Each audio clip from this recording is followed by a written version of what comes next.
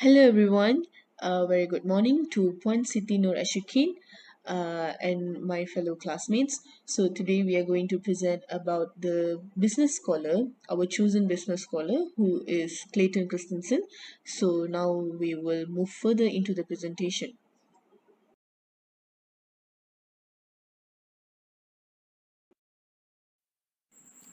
Hi, I'm THIVYA KANAGAKUMAR. My metric number is 2599372. I'm going to introduce our Clayton Christensen. He is the Kim B. Clark Professor of Business Administration at Harvard Business School. He teaches creating and sustaining a profitable company, which is the one of most common elective courses for second year students.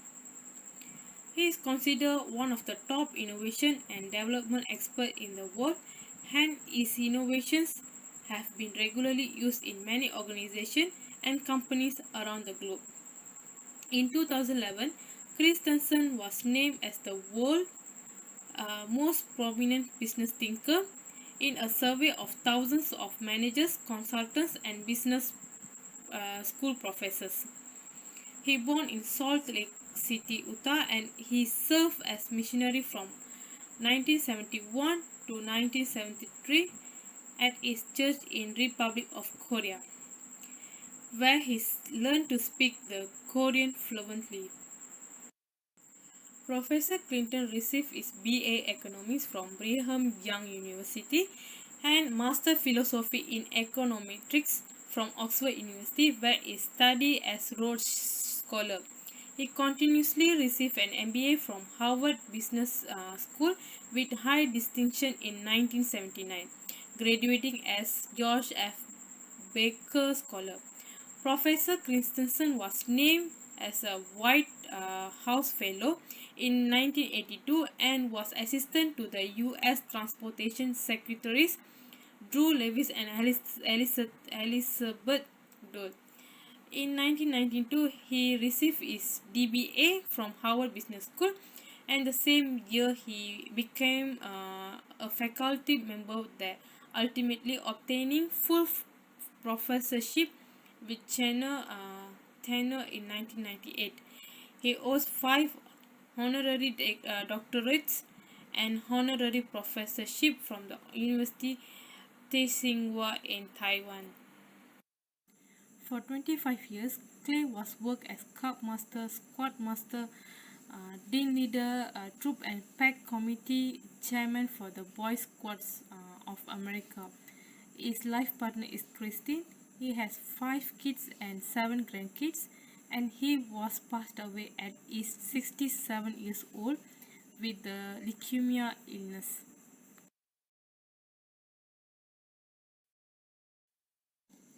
Next, I'm continue with explain about disruptive innovation. Disruptive innovation is a concept, product or service that either disrupt in existing market or creates a completely new market segment. It initially caters only small and typically not very profitable customer segment, while established organizations are focused on serving more demanding high-end customers. This is because the more demanding customer segment is one with higher profits. Established companies usually choose to focus serving the more profitable customer segment. Although the term disruptive technology is commonly used, the disruptive innovation tends to be more appropriate term in many cases, as few innovations necessarily disruptive rather than business model that allows the technology to create the disruptive impact.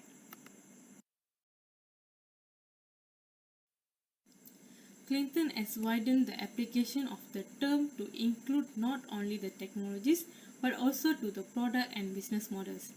Innovations are constantly occurring in every industry, but to the truly disruptive and innovation must entirely transform a product and or solution that historically was so complicated that only a few people with a lot of money and skill had access of it.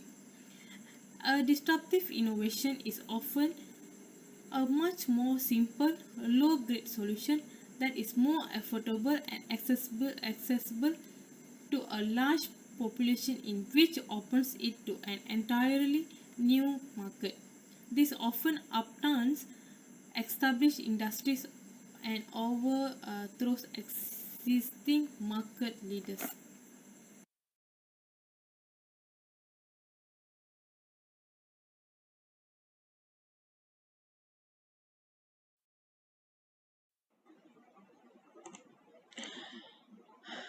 Hello everyone, my name is DANESHWARY. My entry number is 259252. Okay, next I'll continue with the application and system management of theory by Clayton Christensen. Okay, Clayton Christensen is best known for his theory of disruption innovation, in which he warns large established companies of the danger of becoming too good at what they do best. So there are four elements of the theory of disruptive innovation. The first one is incumbents are improving along a trajectory of innovation. Christensen and his co-author says that an incumbent businesses improve trajectory results from what they call sustaining innovation.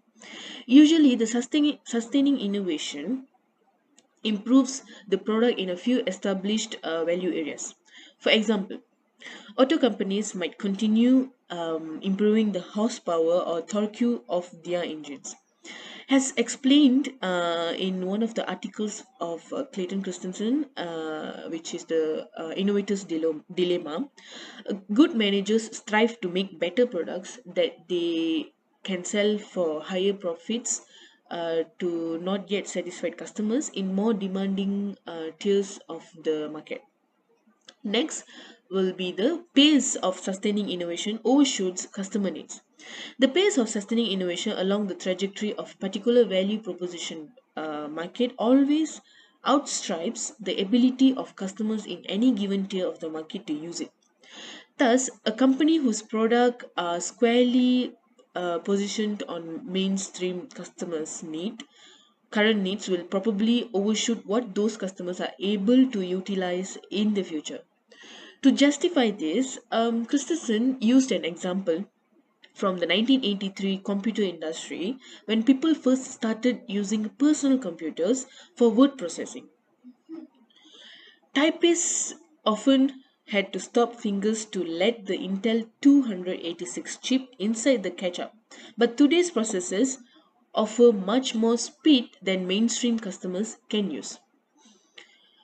Okay, as for the third element, it is said that incumbents have the capability to respond but fail to exploit it. Christensen claims that incumbent companies frequently possesses the capabilities needed to succeed, but managers fail to employ them effectively to combat potential disruptors. Disruption has a paralyzing effect on industry leaders. With resource allocation processes designed and perfected to support sustaining innovation, they are constitutionally unable to respond. Competitors with disruptive innovation lull incumbent companies to complacency by avoiding a head-to-head competition for the incumbents' best customers.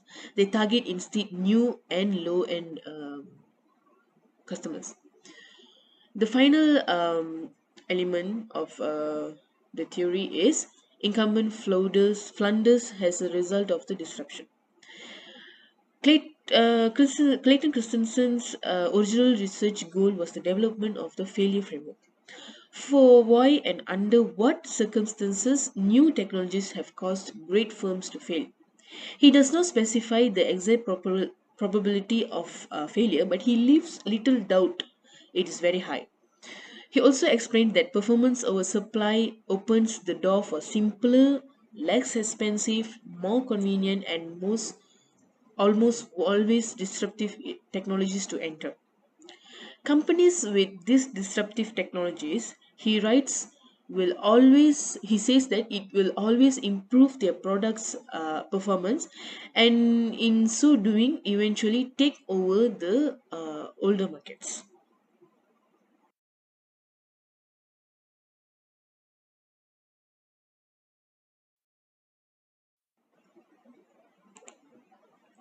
Okay, next I will be talking about the contribution and benefit of the management theory by Clayton Christensen. Okay, he is best known for playing an important role in contributing the theory of disruptive innovation, as I said before. So, some of the benefit that the other parties have benefited from his contribution is as follows. Okay, first one is disruptive innovation provides a generally useful warning about the managerial myopia. The theory of disruptive innovation provides a useful reminder of the importance of testing assumptions, seeking outside information, and other means of reducing myopic thinking. Okay, for an example, although managers at the Xerox didn't completely neglect the market for self service copiers, they do seem to have misunderstood the value of Canon's dry toner innovation in reducing service costs and customer inconvenience. This situation has occurred because managers in incumbent companies misunderstood the value of innovations by rivals. Next is the contribution of implementing computer-based learning. Okay, computer-based learning possesses technological and economic advantages, including customized learning and low-cost delivery that will end run the traditional public education model.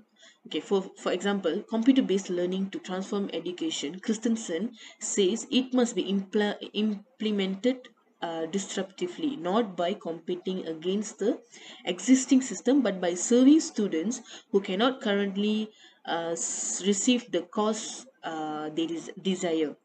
As an impact from these implementations, more than 25 states now have organizations providing web-based courses. Okay, in 2006, July, one over three of high school seniors in Utah took a class online through the state's electronic high school last year. 52,000 students were served by the Florida Virtual School, and 4,600 students were enrolled in the Georgia Virtual School. So, for the final contribution of Clayton, is focusing on the customer's needs and wants. Okay, Christensen says when a company have a deep understanding of the job, they can innovate more specifically to do it well. Rather than broadly guessing at what customer might want, they can focus on innovation that addresses specific experience they wish to have and deliver in a more focused manner. When companies do that, they enjoy high level of customer loyalty and repeat business and may even be able to command a premium price. For example, Amazon. Amazon has turned shopping at disparate locations into a singular streamlined experience where customers can get a staggering number of products in one location and pay for them with one click. That deep understanding came from asking the question right about the customer needs and wants.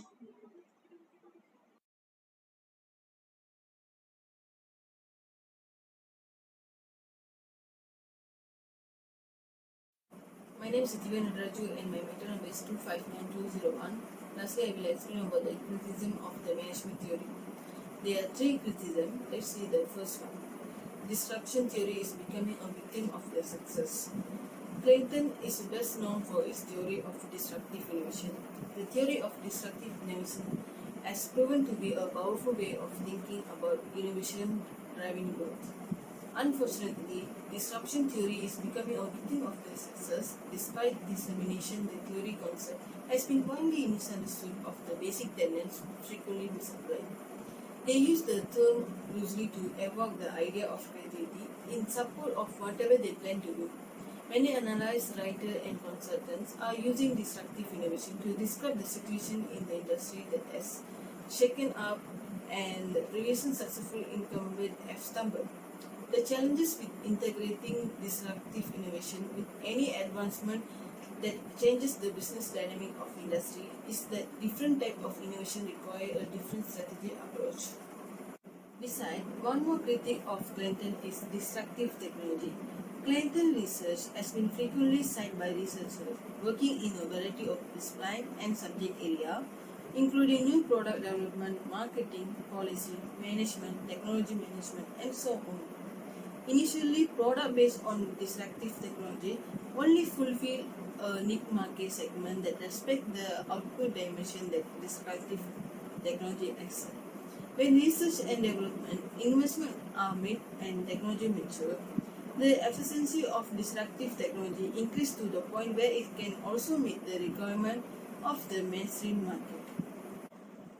The last criticism is Clayton has been accused of sampling on dependent variable, or to highlight only developments that actually turn out to be destructive. To avoid this critique, it will be necessary to obtain an uncensored sample of merging technology that could be monitored over time by technical performance, business implementation, consumer benefit, and impact on companies and industry. Because the length of time measure will be extremely long, perhaps several decades, this will clearly be a historical study. Perhaps for this empirical work, a comprehensive list of technology derived from major scientific developments such as nuclear physics or genetics could be developed. Okay, in conclusion, disruptive innovation by Clayton Christensen is an invention that helps create a new network of market and value and ultimately disrupts an existing network.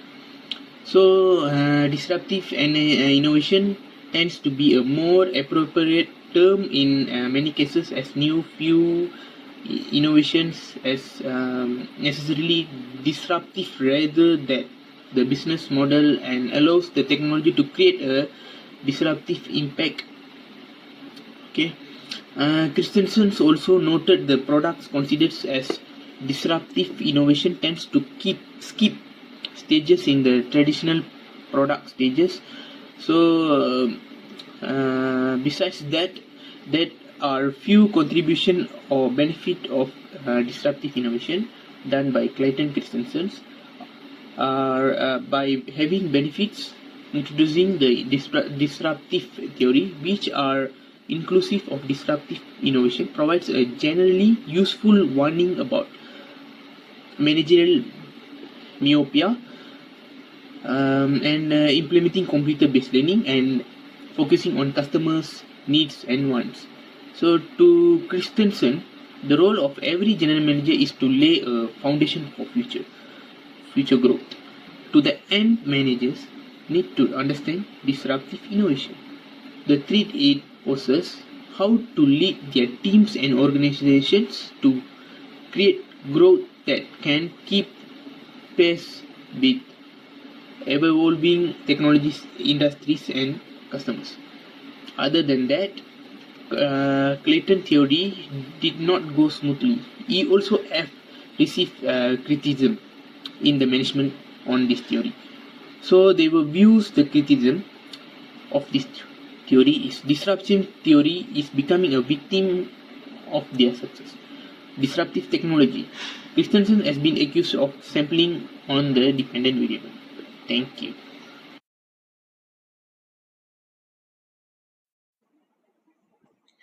Okay, thank you everyone for watching the presentation and have a nice day.